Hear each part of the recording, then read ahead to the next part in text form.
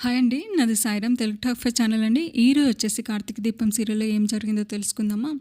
Constable వచ్చి భోజనం చెయ్యి అని చెప్పడంతో దీప ఫస్ట్ దశరథ్ గారికి ఎలా ఉందో చెప్పండి అని అడగగా అది ఎస్ఐ సార్ వచ్చాక తెలుస్తుంది అని అంటుంది కానిస్టేబుల్. ఇంతలోనే కార్తీక్ భోజనం తీసుకొని రావడంతో నీ భార్యకి ఆకలిగా లేదంట, క్యారేజ్ అక్కడే పెట్టేసి వెళ్ళండి, తర్వాత భోజనం చేస్తుంది అని చెప్తుంది కానిస్టేబుల్.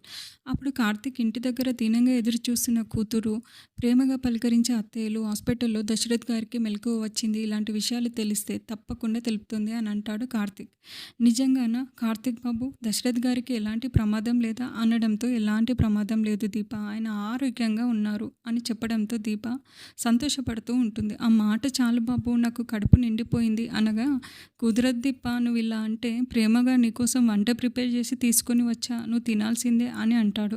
కార్తీక్ పట్టుబట్టడంతో దీప సరే అని అంటుంది. సంతోషంగా ప్రేమతో భార్యకి గోరు ముద్దలు తినిపిస్తాడు కార్తీక్. కార్తీక్ మాటలకు, కార్తీక్ చూపించే ప్రేమకు దీప ఎమోషనల్ అవుతుంది. తర్వాత శౌర్య కోసం వాయిస్ రికార్డ్ చేయమని కార్తీక్ అనడంతో ఎమోషనల్ అవుతూ ఫోన్లో వాయిస్ రికార్డ్ చేస్తూ ఉంటుంది దీప.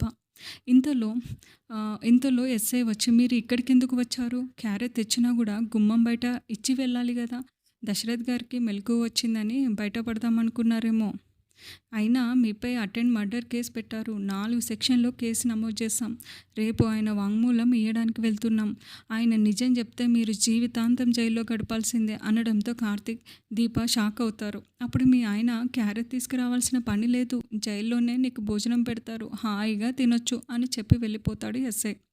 నువ్వు ఆ మాటలు పట్టించుకోకు దీప, నువ్వు తప్పు చేయలేదు, ధైర్యంగా ఉండు అని చెప్పి వెళ్ళిపోతాడు కార్తీక్. అప్పుడు లేడీ కానిస్టేబుల్, మీ ఆయన నీ మీద చూపిస్తున్న ప్రేమ చూసి నీ మీద గౌరవం పెరిగిందమ్మా, నువ్వు ఎలాంటి తప్పు చేయలేదని నేను కూడా నమ్ముతున్నాను అని కానిస్టేబుల్ అంటుంది దీపతో. మరొక వైపు హాస్పిటల్కి పోలీసులు వెళ్ళి జరిగిన విషయం గురించి దశరథ్ని అడుగుతూ ఉంటారు. మిమ్మల్ని ఆ దీప షూట్ చేసిందా లేదా, వాంగ్మూలం ఇవ్వండి చాలు అని అనడంతో ఇంట్లో అందరూ టెన్షన్ పడుతూ ఉంటారు. ఇప్పుడు దశరథ్ దీప అని చెప్తాడు. ఆ తర్వాత అప్పుడు జోష్న సంతోషపడుతూ ఇప్పుడు నేను చేయాల్సిన పని మరొకటి ఉంది అని అనుకుంటూ ఉంటుంది. మరోవైపు శౌర్య బొమ్మ వైపు చూస్తూ దీపతో మాట్లాడినట్టుగా మాట్లాడడంతో అది చూసి కార్తీక్ బాధపడుతూ ఉంటాడు. అమ్మ ఎక్కడికి వెళ్ళలేదు రౌడీ, వస్తుంది అని చెప్పి దీప మాట్లాడిన వాయిస్ రికార్డింగ్ వినిపించడంతో శౌర్య అయితే సంతోషంగా అమ్మ వాయిస్ వినిపించింది అని సంతోషపడుతూ ఉంటుంది.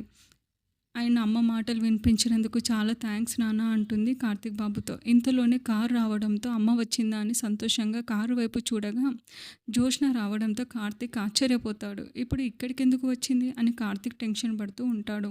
హాయ్ బావా అనడంతో ఎందుకు వచ్చావని ప్రశ్నిస్తాడు కార్తీక్. ఆ తర్వాత ఈ రోజుతో ఈ ఎపిసోడ్ అయితే క్లోజ్ అయిపోతుందని, నెక్స్ట్ ఎపిసోడ్తో నేను మళ్ళీ మేము ముందుకు వస్తాను.